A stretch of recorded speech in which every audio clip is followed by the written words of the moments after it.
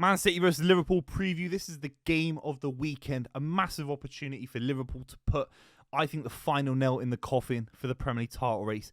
If they win against Man City, they're massive favourites. Let's be completely real. Based on the Real Madrid performance, it's crazy how bad that was. Ultimately, Liverpool will be the Premier League champions. It's the final real hurdle. That being said, this is how beautiful Premier League football can be, and the title race in particular. If City win the game, it is an open title race going into the end of March. Liverpool have got one game in March, so they could wake up early April, even second in the Premier League title race behind Arsenal. Arsenal will play an extra game in March against Chelsea, and there could be a huge end of season title race. We're going to break down how Liverpool and Man City will approach this game and a score prediction at the end as well. Make sure you subscribe to the channel if you're new. Would really appreciate it. An overview for Man City has to be the Real Madrid performance was shocking. It was a Real Madrid performance devoid of character, devoid of any philosophy from Guardiola. And there's an element of throwing all these new guys in. None of them started against Real Madrid at home. Suddenly they're all being shafted in at the Bernabeu in the tough second leg away fixture, basically 3-2 down. It felt like a baptism of fire. It felt a little bit unfair from a Man City perspective. Kuznetsov in particular, right back, it felt like, well, he's never played in that position before, basically. Never played in such a high-caliber game ever in his career. 20 years old, just come in, barely speaks the language. And he wasn't bad. I'm not slagging off Kuznetsov. I thought he was okay. I thought he matched Vinicius' kind of pace, his physicality for large parts of the game. He wasn't bad. But he just highlighted to me this element of Guardiola just throwing the dice. I've never really seen him do that. Losing an element of his pragmatism, losing an element of his kind of stubbornness. He's been so stubborn with players throughout the years, whether that's bringing through Phil Foden, sticking with someone like John Stones when he first came to Man City and was struggling. He's principled. He's obviously philosophical in how he approaches football. And against Real Madrid, it felt like a little bit, go on, lads, you do it and see what you can do. And it felt a little bit like what almost Ancelotti does with his side, getting the best players in the best positions and just seeing what happens on some level. It felt devoid of tactics from Guardiola. City didn't keep the ball particularly well. City didn't create any chances. Marmoush down the middle didn't work. Nico Gonzalez in midfield, I thought was solid. But it was a sad moment. Bernardo Silva looked off of it. Ilkay Gundogan giving the ball away. Kovacic comes on. You think, why? Foden had one of the worst games he's probably ever had at this level, and people slagging him off. I think utter morons. I mean, he scored one of the best goals I've ever seen for Man City last season against Real Madrid. It's just this weird period of time where the generation for Guardiola, this generation of Man City under Guardiola, is over in a big way. Liverpool will rock up and they'll have to take a leaf out of Real Madrid's book.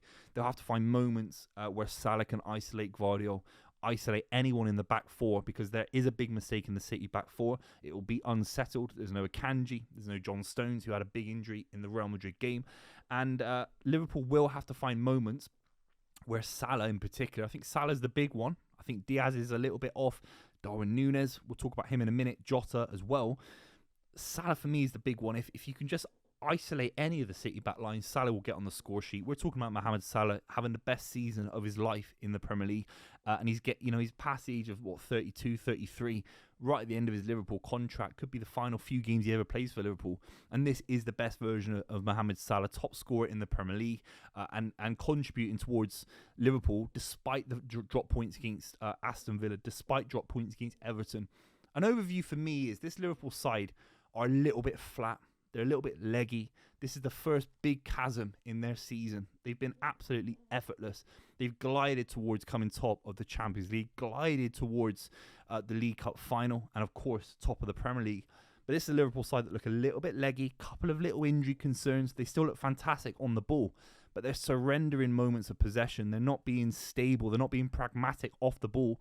They gave Wolves so many chances. I know they beat Wolves. You can't criticise anyone for winning a game of football. Doesn't matter how it happens.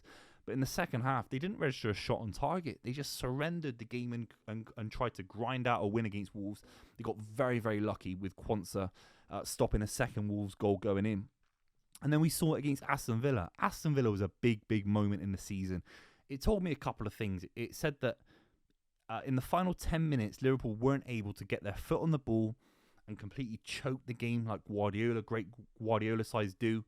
Ferguson did. Jose Mourinho when he came in. Even Arsene Wenger in the late 90s, early 2000s were able to just completely nullify a game, be physical, be in total command of a football match, even in a title running. And Liverpool weren't able to do that. Their midfield allowed Aston Villa so many chances. I felt that Liverpool didn't keep the ball well enough. And the back four, I mean, there were so many chances. Marlon had 2. Morgan Rogers had 2. Alisson got them out of a big, big jam. Rashford could have lobbed the keeper in the game as well.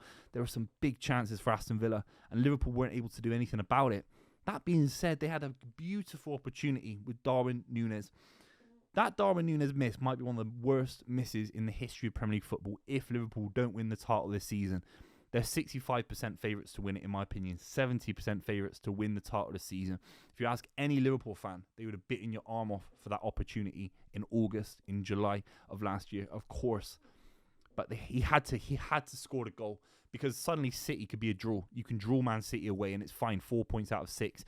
Aston Villa away, Man City away. But that draw now, if Liverpool draw against Man City, that's 2 points out of 6.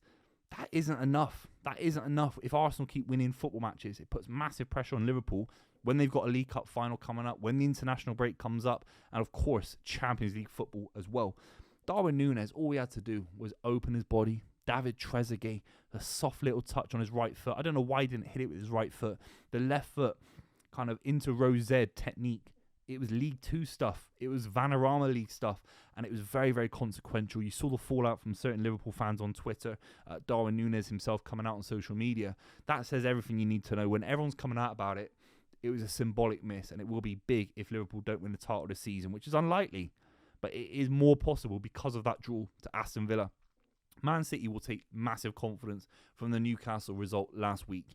Marmoush had so many opportunities. The big thing is that Marmoush scored his first career hat-trick. It was an unbelievable array of goals. His quality in that match was incredible. The back line for City, the midfield with Nico Gonzalez, very, very contained, very, very pragmatic, and ultimately stopped Newcastle having any big chance against Man City for the first time this season, which says there is a sign, a very, very small sign of improvement, particularly in the Premier League. City have to win this game. City have to keep up pace with Bournemouth, who I think are going to beat Wolves on the weekend. Nottingham Forest as well. There are 2 sides now that are battling for 5 positions. Chelsea as well going to be in there. Villa, Newcastle. City cannot get battered in this result. If City do, then there's a wide open chance that they don't qualify for the Champions League. But ultimately, I still think City have got the ability to hurt Liverpool, score some goals, and make things very, very tight. I'm actually going to go for a score draw. I think it could be something like 3-3. It's not going to be a classic chess match. It's not going to be a strategic kind of game. I think it could be end-to-end. City will be leaning into the fact it's a little bit less important for City than it is for Liverpool. They have to win the game, Liverpool, in my opinion. And there's a big chance they don't. Let me know what you think in the comments down below. I'll see you very, very soon.